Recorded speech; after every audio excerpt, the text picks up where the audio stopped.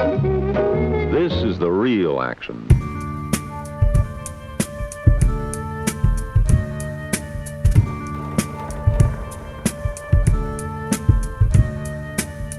All right, welcome back to the second technical episode of the Sycamore Saints podcast. Obviously, just like we do, it has already been over a week since the last episode. But like we said in the first episode, we're not going to be putting a specific time frame on whenever we're going to post. We're just going to kind of post whenever we can because we are all extremely busy. But funny enough, Victor was in your living room, Ethan, last time whenever we recorded the podcast. Yes. And now he's here with me. He's actually... I'm a ghost. Yeah. He's pretty much, he's going to be floating stealing some town to furniture. town, floating around.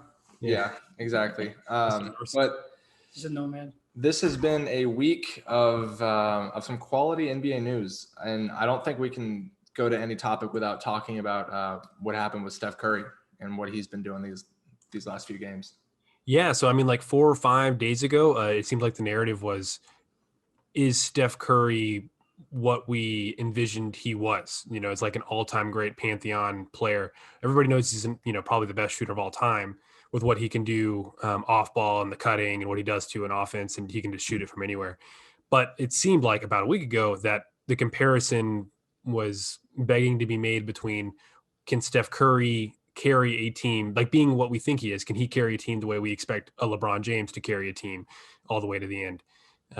Though he's kind of taken that narrative and made it not really a knock against him. I mean, he's averaging 33 points a game after he scored 60, or 61, which was his career high. And then he scored 38 or something like last night or the night before to carry to a win. And a 20-point comeback win against the Clippers. Yes. So that's also very notable. Once again, the Clippers. Right. It's kind of like it's one of those questions of did the Warriors win that game or did the Clippers lose that game? I think we all know the answer to that question, but we can move on. But I mean, it's probably both. Yeah. But yeah, what do you guys think? What do you, comparing LeBron to Steph Curry and the whole narrative of, can they carry a team? Is there a comparison to be made, or what are your thoughts? Well, I mean, I've definitely, Steph Curry is a force to be reckoned with, but I feel like he needs some role players for him to be championship material. And LeBron has proven that he doesn't need a team around him to be championship material. So he's in a different echelon, but he is in a different category than Steph Curry. But I will say this roster is, I think, a lot better than people are giving them credit for. I know Andrew Wiggins and Kelly Oubre are underperforming for what their career totals are. But this is a lot better than a lot. Yes, this is a lot better of a roster than a lot of the teams LeBron brought deep into the playoffs. for sure. That 2018 Cavs team, I mean, Kevin Love was a shell of himself, not the old Kevin Love that we're used to seeing. And then who was the third best player after that? Was it J.R. Smith? And Crowder. Jay Crowder, Tristan Thompson, like literally like a bunch of washed players, nobody players. And so I'm not ready to put Steph Curry in the same category as LeBron James, but I think everybody has Steph Curry in the category of being an all-time great. And so he should absolutely, there's no excuse for him not to make the playoffs with this roster, especially now that Draymond Green is back and we see what kind of impact he has on the roster. Yeah, my first thought is LeBron James, the tools that he brings to the table can compensate for not having other players. Like his size and his playmaking, he can play 1 through 5. And when you have that on your team, it doesn't matter as much who 2 through 5 is. Whereas Steph Curry, he's very stuck in his role because of his size. Mm-hmm. He can't do certain things. So if he doesn't have other threats that allow him to move, that keep him from being triple doubled all the time, he kind of gets stuck. Which was exactly my opinion until he started going lights out. Kind of like James Harden was doing last season, or what we've seen Dame do. Mm-hmm. Which actually is another question that I have for you guys. How do you compare Damian Lillard to Steph Curry in terms of legacy or performance or just general respect? In terms of legacy, I think Steph Curry, I think Steph Curry could retire today. he could retire today or play for the next 5 years. I don't think it's going to affect his legacy that much. I think his legacy is kind of set. I think a lot rides on the next few years for Dame if he wants to leave an all-time, if he wants to be an all-time great player that everyone remembers, not like a Brandon Roy where, obviously he was a good player on the Blazers, but no one's going to remember him as an all-time great. And that's this thing that Dame is struggling with. Well, I think they're very comparable, but the problem with Damian Lillard is that he didn't win championships. Like he wasn't the spotlight. He wasn't the number one jersey to be sold in the nation. And Steph Curry has a personality about him. He's a family guy. He's charismatic. He's a very likable person. And kids look up to that. Damian Lillard, he doesn't have that presence that Curry has. And also he never won a championship and been in a championship team facing LeBron and just smearing LeBron from one year after the next, which is an amazing narrative to have. Right. He doesn't have that, unfortunately. And it's not so much because of him, because I feel like their talents are comparable.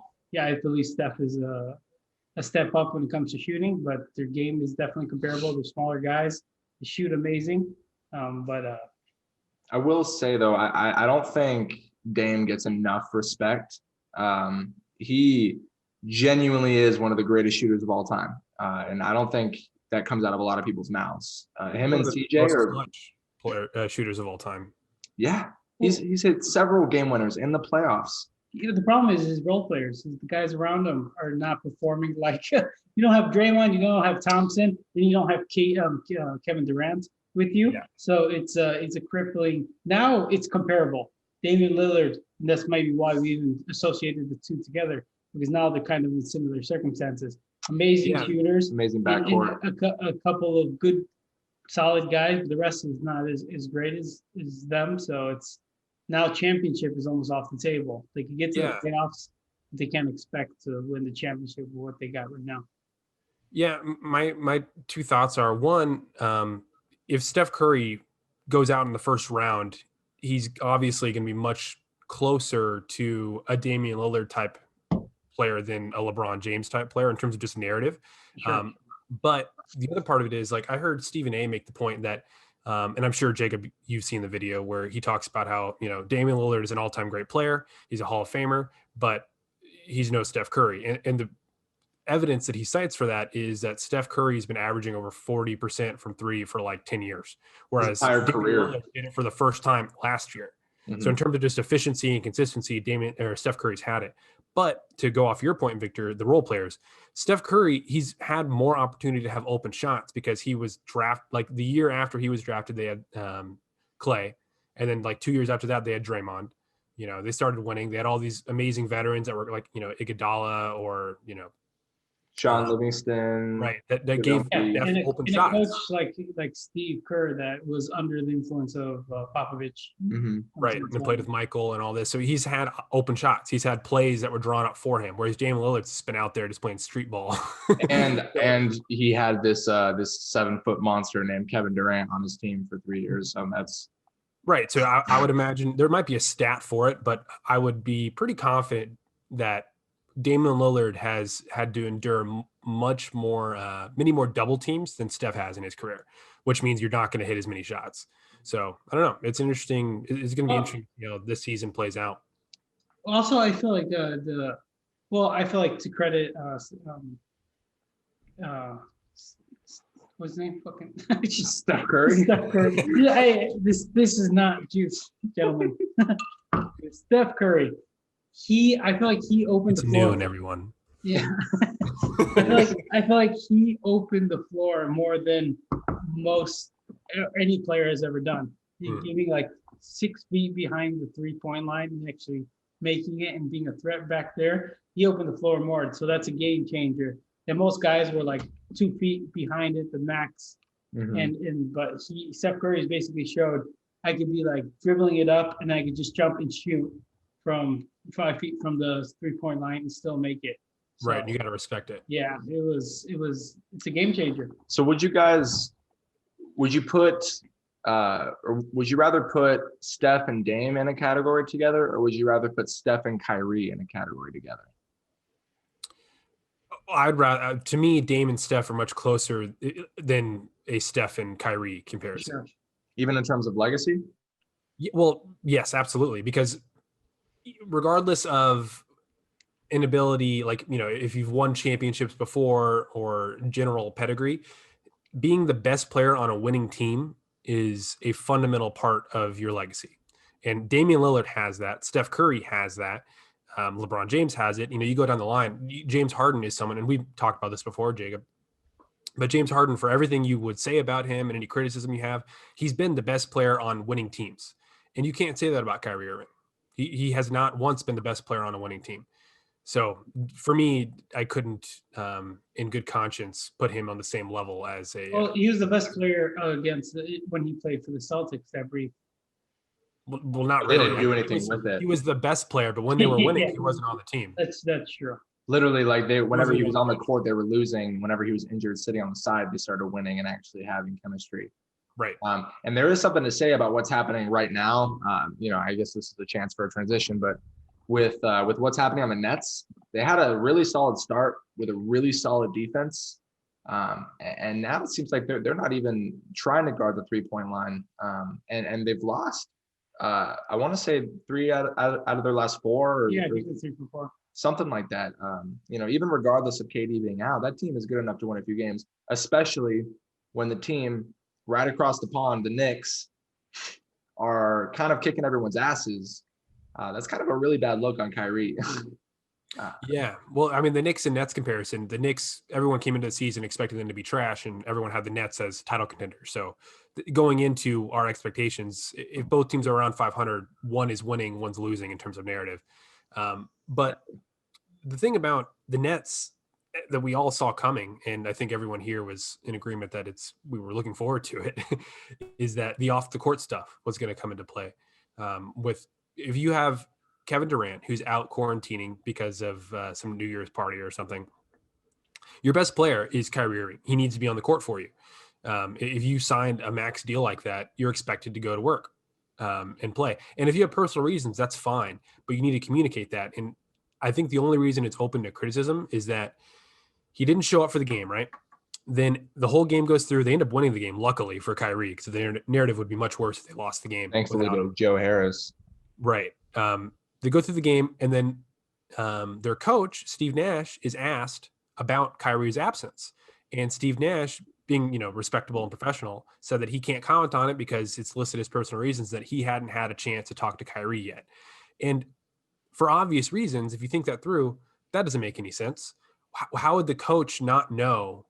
It's kind of like if I have a personal reason I can't go to work, I'm going to text my boss or call my boss, say, hey, obviously wouldn't tell the media or anything like that, as if the media would care for me. But my point is that if Kyrie's texting Steve Nash, you would think that you'd let him know, hey, I've got an issue with my family or something. There's a reason I can't show up today. You would have at least had a conversation with him. You don't just text your coworkers. Yeah, it's disrespect all the way. It's basically telling you, guys, I'm out. You guys got this. I'm your leader, so I don't even have to include the guy who's supposed to be your leader. It's a bad move. But I think it goes even beyond that, because when they're in the fourth quarter and you're watching these Nets games, I was talking with Victor about this last night, but Kyrie is obviously the point guard, so he's going to be the one bringing the ball up the floor the majority of the time. But this motherfucker is not even looking at KD. Like KD is bar none the best player on the team. He's running around like KD's a role player, not looking to pass at all. And you saw what happened whenever I think it was 2 games ago, KD's last game before he had to sit out because of the COVID tracing. They both had an opportunity to make game winners. Kyrie took the first shot, missed it. KD was just happy to get that rebound and take that shot because he's not getting the same touches in the fourth quarter. Right. And obviously, I know it's the beginning of the regular season. I'm sure it's not too big of a deal for them right now. But down the line, closer to playoff time in the first round, second round, that it's going to be a different tone for KD because KD is going to expect that ball in his hand the last minutes of the game, which absolutely, I don't think anyone except for Kyrie would disagree with that. Right. But that needs to be addressed because that's Pandora's box. That's the confrontation he had with LeBron James. He thinks he's the best on the team, and he's just like a spoiled little kid that his mommy always told him, "You got this, sweetie. You're the best. You're gonna make it." And then and now he always thinks he's the best burning his sage before every game. He's some guru of basketball. Yeah, and I think the issue though is that KD isn't the type of personality to really put Kyrie in his place as much as LeBron would. LeBron is almost the same reason why Dwight Howard got in line with the Lakers this last season. How LeBron's just not going to put up with your shit. LeBron doesn't have KD to will. say anything. LeBron doesn't have to say anything. His performance is enough to show the whole NBA he's the best in the league. KD can't do the same when you know there's a LeBron out there. So yeah, and I also think just the locker room stuff matters. Like LeBron James, and you hear all the stories from all the teams he's been on. He's just a team guy. He organized movie nights. He's in the locker room. He's talking to people. He's buying gifts. He treats Always everybody. going to dinners. It's a community thing, and it makes sense the way he plays. He plays like a Magic Johnson, so it's important to him to have his teammates be confident and know their role. Kyrie doesn't give a shit about that. Kevin Durant, I'm sure, is a team guy. I mean, he's a great player, but I don't think he has the same off the court presence like a LeBron James has. So if a Kyrie younger in his career is with a LeBron, LeBron's going to have that in check, at least to a degree. At this point in everybody's career, I don't know if a KD or a Steve Nash is in a position to check Kyrie. That's fair. And I want to add Steve Nash even in on top of that. The fact that Kyrie didn't feel the need to text Steve Nash about it just says the lack of respect or the lack of power that Steve Nash rather has in that organization. Right. That if you can't keep obviously KD and Kyrie got him hired, which I'm sure is a huge part of that, which is probably why it's a little bit of a power struggle. Well, specifically, just to add to that, KD got him hired. That's KD's guy, worked with him in the Warriors. KD is the best player of that team. That was the reason they got hired. But continue. Well, yeah, like the fact that Kyrie didn't text him, I mean, I don't even know what could happen with that situation. It really is, and we are less than 10 games into the season. I mean, it's still early, and we're seeing all these little signs that something is a little weird, and it just concerns me for a team that expects to make the finals this year or next year. if this was a normal job, that guy would be fired a long time ago. The problem is he brings so much attention from fans like us. We're talking about him right now. Well, he's the greatest ball handler in NBA history. And his game is so flashy and attractive that even though he's not a LeBron or he doesn't conduct himself professionally, he's still damn ass attractive. After Kawhi Leonard, he's my second favorite player. The way he plays. I mean, I can't blame you for that. I mean, he's probably the most entertaining player in the league to watch. So I say what you will, and I will add, apparently, or Zach Lowe reported that according to the team, they're all just kind of giving him his space. It's not an issue yet, as to why he didn't show up. But it's definitely something to monitor moving forward. What did Rob Lowe say? Just kidding. Get out of here. Okay, so we definitely need to talk about the Wizards. In the first episode, in my predictions, I think we both had them in the playoffs. Just because you see the pure scores in Russell Westbrook and Bradley Beal. Are we recording this? Yeah. Yeah. Is this part of the podcast? Yeah. Okay, cool. But yeah, they are 2-8 to start the season. Bradley Beal scored 60 points in a loss. I don't even know what to say about this team. They're definitely not going to make the playoffs. They've lost too much momentum. Well, the Wizards now have Westbrook, right, from the Rockets? Yes. That's why. That's the problem right there. This guy should be a professional gym coach. He's amazing. He's got stamina. But when it comes to basketball, yikes. He's very And this is Kobe compared himself once. Like, yeah, he's got the Kobe. He's got the Mamba mentality. Like, he goes out there and he puts Game 7 every time. Yeah. And it's admirable. So does your average crackhead. Like having energy and being able to have the stamina to last till the end doesn't mean shit if you're down by 30. Yeah, when you play games that you're like 3 for 18, like maybe you scored 30 points, but you cost the team so many losses that even though your numbers are good, when you see how many you missed, you wasted so many possessions. Absolutely. Yeah, and whenever he was on the Thunder, Even on the Rockets a little bit, but I don't really care for him on the Rockets. But especially on the Thunder when he was averaging a triple-double, I used to defend that, saying that he was, obviously chasing the triple-double, but doing it for the team, trying to make it in winning efforts. But seeing what's happening on the Wizards, he's had several triple-doubles and losses. I think it's very clear. I don't think he's trying to win a championship anymore. There's something that seems off about him and different. He's not as athletic. He's not drawing as many fouls. He's not going to the free throw line as much. It seems like he's more worried about his individual stats than actually winning games. I mean, clearly we see the 2-8 record that these guys have had, and it's just concerning. I don't know what's going to happen with this team, especially I feel so bad for Bradley Beal. This dude is a bona fide baller, not too deep into his prime. He needs to get out of Washington. Yeah, well, so going into the season, I was, I've never been that high on Russell Westbrook, but I think Bradley Beal's great. And if you're combining in the East an elite scorer in Bradley Beal and an elite passer like Russell Westbrook, how can that not at least make the playoffs in the East? At least be a 6, 7, 8 seed, like right, easy. Like, how does that not happen?